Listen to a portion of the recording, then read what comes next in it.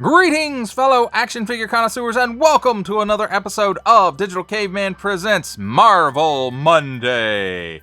I, as always, am your host, the Digital Caveman, and today I will be presenting you with, from the Captain Marvel movie, Nick Fury. Thank you for watching this video, or any of my other videos that you may have run across, which I hope is all of them. Only support from viewers like you make this programming possible. Each view does count, and I do appreciate each and every single view that I receive. Thank you, and thank you so very much for supporting the channel through viewing. Comment below, like, share, subscribe if you'd like to see more reviews, or just to help the channel out further, or both. That's even cooler. And don't forget to ding that bell so that in the future you will be notified as my new content becomes available. With all that said, let's get into it.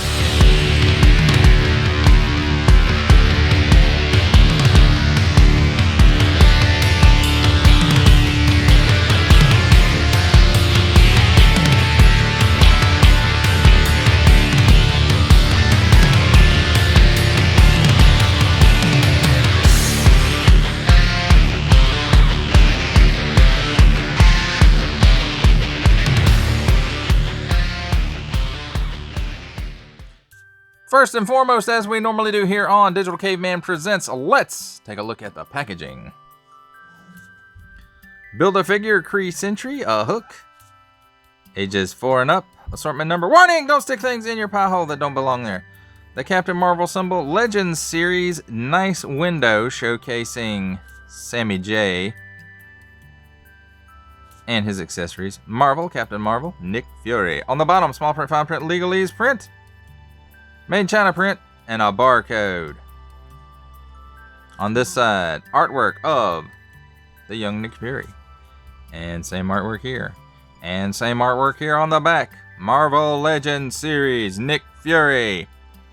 In the years following the Cold War, Nick Fury wrestles with his sense of purpose within S.H.I.E.L.D. When Nick crosses paths with Captain Marvel, they become Earth's only hope of stopping a Skrull invasion.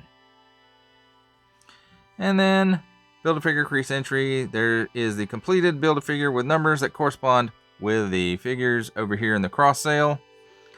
Warning! Don't stick things in your other language pie holes. Some more small print, fine print, legalese print, made in China print, Marvel print, and Hasbro print. And that, my friends, completes our look at the packaging. Let's take a look at the figure and his accessories. And first up, let's get the handy dandy tweezers out and we'll take a look at his pistol. Pretty generic agency type pistol. It doesn't necessarily mean or need to have come from Marvel Legends line. It could come from anywhere. But it's not quite up to the detail of G.I. Joe Classified. And it's a realistic looking weapon like the one used in the film. It's okay. Molded in black plastic, by the way. And then here we have Goose the Flurgan, and you can see right there he's got a thing for Nick Fury to hold him by the scruff.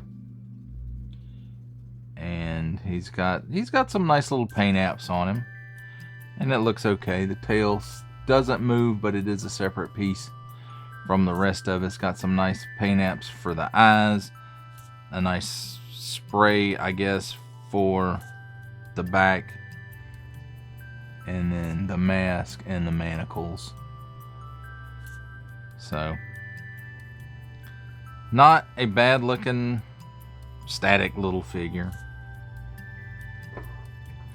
Now let's take a look at Nick Fury. And he's very loose. I don't know if that's due to age, design, or materials. The jacket is an overlay. The tie is an overlay. Glued into place, it looks like. Now we'll have to say they did a pretty darn good job on this sculpt. And even with just painting it, it looks pretty good because this is pre-inkjet, I think. but the eyes are a bit off. One's a bit larger than the other. And, you know, the hair, it's not molded, it's not colored all the way up to the edge of the mold line. But, you know, the sculpt on this is really, really good. And I think if they had been using the inkjet technology when this figure came out, it would have looked a lot better. The face is glossy, but I think that's due to the plastic. Now, as far as the rest of it goes, it's pretty much the suited body of this time period. The tie overlay, the jacket overlay, the pinned elbows and knees.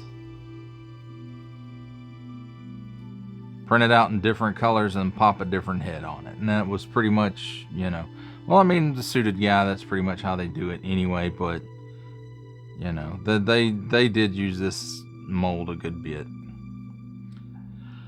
Well, let's take a look at his articulation real quick. Ball and hinge at the neck and head. He can look up that high. He can look down that far.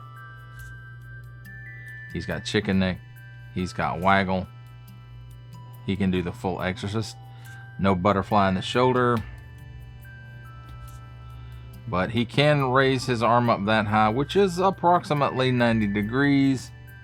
It rotates 360 degrees at the shoulder.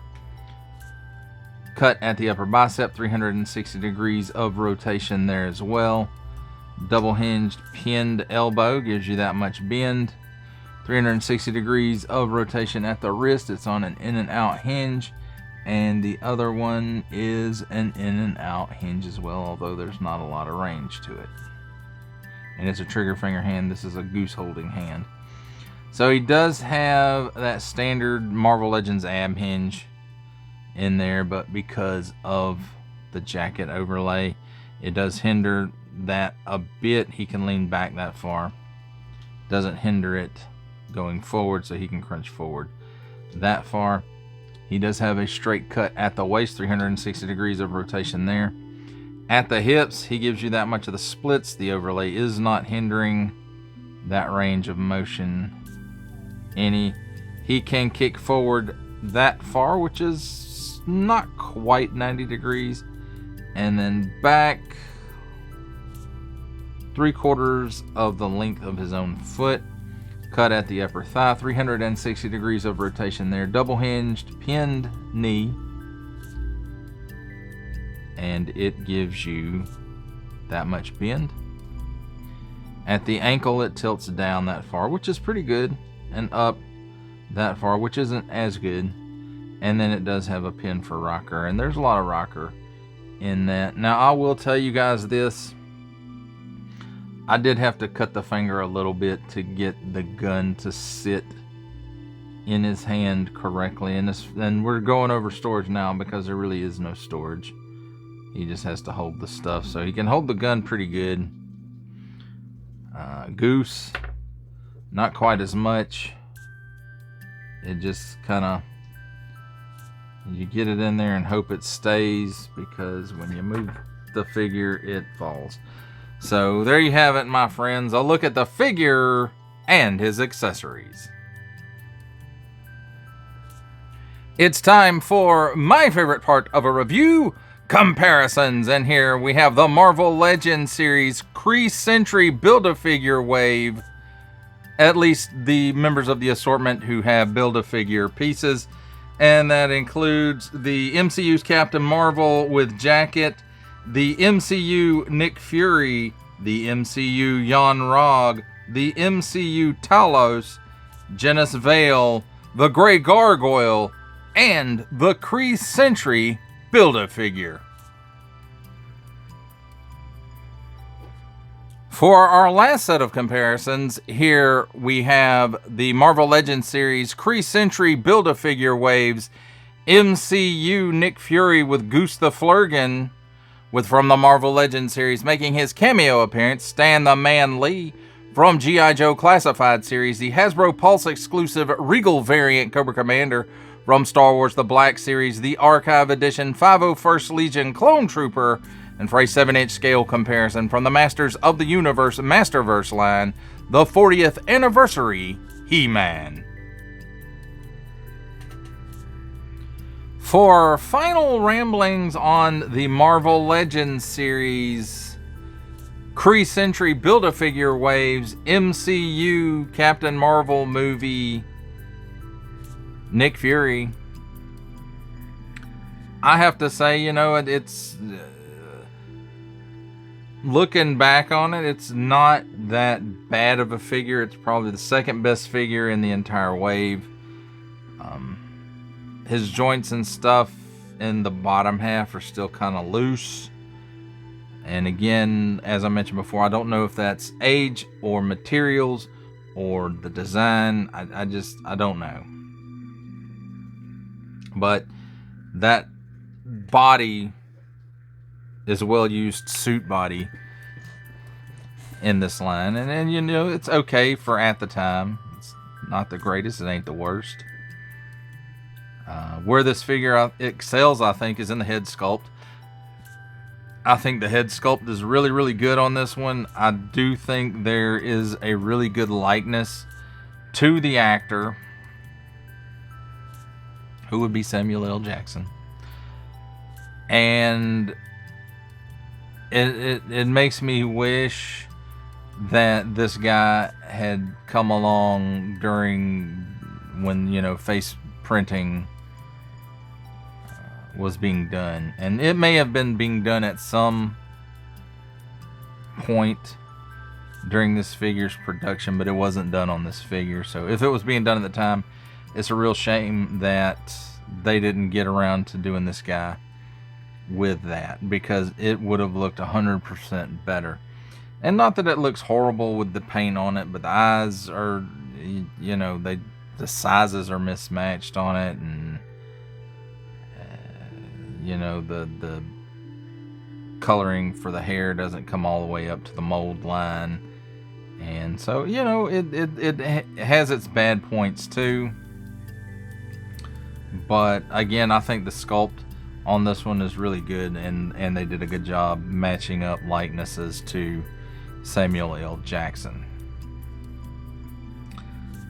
If you're wondering why are you covering this guy after so long? Well, it's because he's been sitting in my to-do drawer for a long time, and other better stuff has come along that's gotten bumped in front of the line. But I don't currently have any new Marvel Legends stuff to cover, and when I started reviewing stuff, I said if I buy stuff from this point forward that I'm doing reviews, I'm going to review it. So I'm reviewing it, for better or for worse. But it is what it is. It is a product of its time. Could it have been better? Yes. Could it have been worse? Yes. Look at some of the other figures out of this wave. It's bad when the Gray Gargoyle is the best figure out of the wave, including the Build-A-Figure, who, we'll get to down the road. Well, that does it for the review. I hope you enjoyed it. I enjoyed making it. Only support from viewers like you make this programming possible. Each view does count, and I do appreciate each and every single view I receive. Thank you, and thank you so very, very much for supporting this channel through viewing. If you are interested in supporting my channel further, I'm now offering memberships at various tiers. Click the join button on my YouTube page, or check this video's description for the link and see if any membership offers are right for you, but only if you are in a position to do so. Comment below, like, share, subscribe if you would like to see more content or just help the channel grow, or both. That's even better. And don't forget to ding that bell so that in the future you will be notified as my new content becomes available. That's a wrap, folks. I'll see you next time.